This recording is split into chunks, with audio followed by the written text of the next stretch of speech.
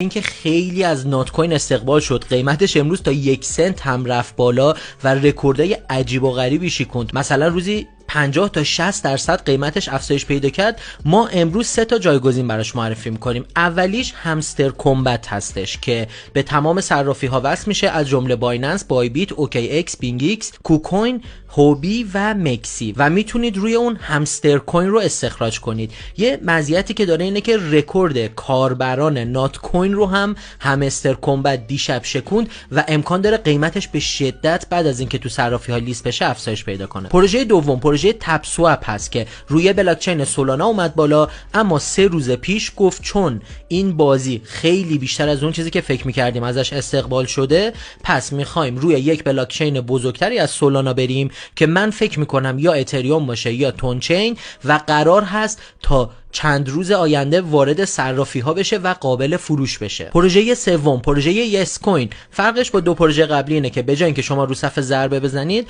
باید روی صفحه انگشتتون رو بالا پایین کنید، یعنی یه جورایی سوایپ کنید، انگشتتون رو بکشید. یس کوین هم پروژه‌ای هست که به شدت ازش استقبال شده، تعداد کاربراش خیلی بالاه و امکانش زیاده توی 1-2 ماه آینده این ایردراپ داخل صرافی ها لیست بشه. اما به ترتیب برای دریافت آموزش ارزهایی که امروز معرفی کردیم، میتونید کلمات همستر، تپ و یس رو